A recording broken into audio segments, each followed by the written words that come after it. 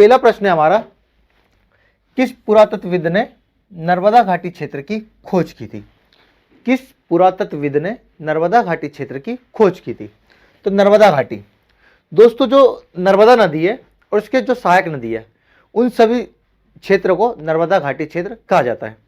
इस क्षेत्र में कुछ पुरातत्वविद हुए जिनके हम देखते हैं नाम कौन कौन से हैं। एक है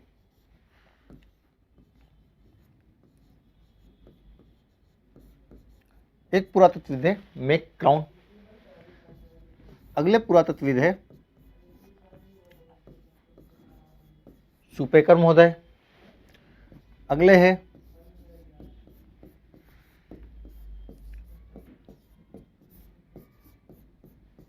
आरवी जोशी, एक है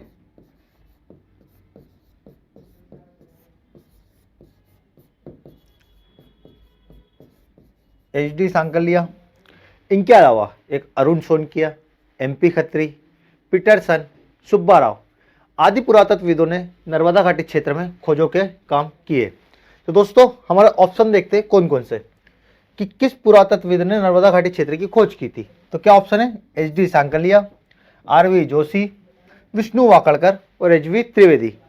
तो HD सांकलिया और RV जोशी ये दोनों इसके करेक्ट आंसर है। तो क्या आएगा? 1 और 2 दोनों। दोस्तों नर्मदा घाटी में कुछ और वैज्ञानिक हुए हैं, जैसे ये हुआ हमारे HD सांकलिया। तो HD सांकलिया जी ने क्या किया है? इन्होंने की थी काय की खोज?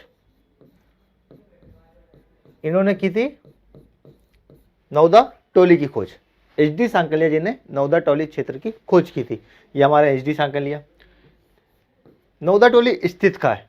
नौदा टोली कौन से जिले में आता है? ये आता है खरगोन जिले में। कौन से जिले में आता है? खरगोन जिले में। खरगोन जिले में कहाँ पर? महेश्वर में। खरगोन जिले में भी महेश्वर में। खरगोन जिले के महेश्वर में नौदा टोली स्थित है। इसकी खोज कब की गई थी? इसकी खोज की गई थी 1952 और 53 में। यहां से क्या प्राप्त हुआ है? यहां से प्राप्त हुए भूरे रंग के, यहां से प्राप्त हुए भूरे रंग के मृदभांड।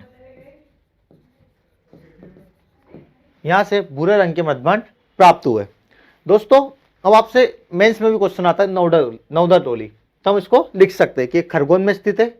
इसकी खोज HD सांकलिया जी ने की थी। ये 1952-53 में खोजा गया था। यहाँ पे भूरे रंग के मृदभांड प्राप्त हुए।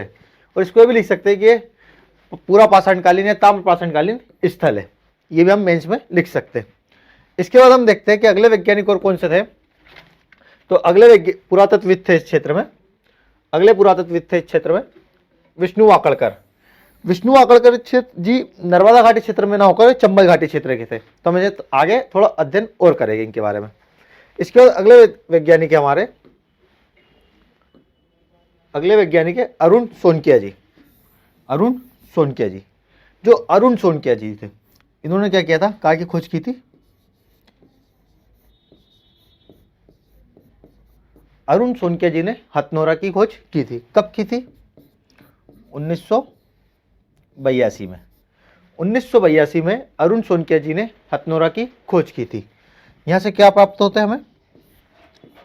मानव के पशुपालन के साक्ष्य। मानव के पशुपालन के साक्ष्य। हथनोरा सीहोर जिले में आता है। इसकी खोज किसने की थी? अरुण सोनकिया जी ने। कब की थी? 1982 में।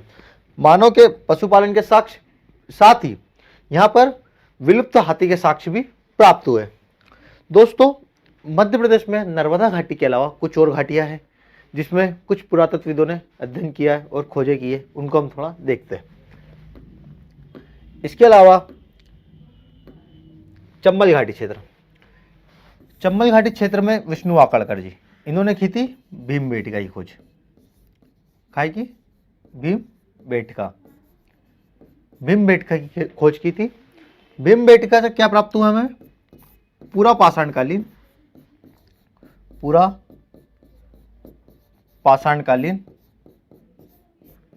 भीमबेटका से हमें पूरा पाषाणकालीन शैल चित्र। कौन से? शैल चित्र, पूरा पाषाणकालीन शैल चित्र प्राप्त हुए। भीमबेटका की खोज कब की गई थी? 1957-58 में। साथ ही भीमबेटका में कितने शैल चित्र प्राप्त हुए? लगभग 600 शैल चित्र प्राप्त हुए। साथ ही भीमबेटका कहाँ पर स्थित है? यह रायसेन जिले में। कौन से जिले में? रायसेन जिले में।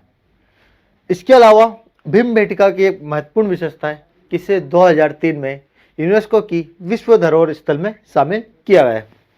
दोस्तों इसके बाद हम देखते हैं एच.वी. त्रिवेदी जी। एच.वी. त्रिवेदी जी ने आवरा की खोज की। काय की? आवरा की खोज एच.वी. त्रिवेदी जी ने की थी। आवरा कहाँ स्थित है? आवरा स्थित है मंदसौर में। आवरा स्थित है मंदसौर में। यहां पर रोमन सभ्यता के साक्ष्य,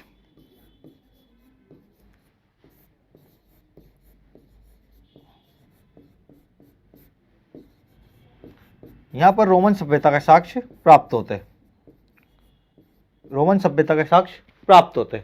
साथ ही यहां पर एक और चीज हमें प्राप्त होती है, वो है ताम्र पाषाण काल के मृदभांड। ताम्र पाषाण काल के मृदभांड। दोस्तों इसके अलावा और कुछ क्षेत्र है, जैसे नर्मदा, ये सोन घाटी क्षेत्र, जिसमें खोज की थी निसार अहमद ने और जी.आर. शर्मा ने। पन्ना सतना के क्षेत्र में आपसे क्वेश्चन पूछते हैं कि पन्ना सतना के क्षेत्र में किस पुरातत्वविद ने काम किया, तो उसका नाम आएगा जी.आर. शर्मा। इसके अलावा यहाँ पे ग्वालियर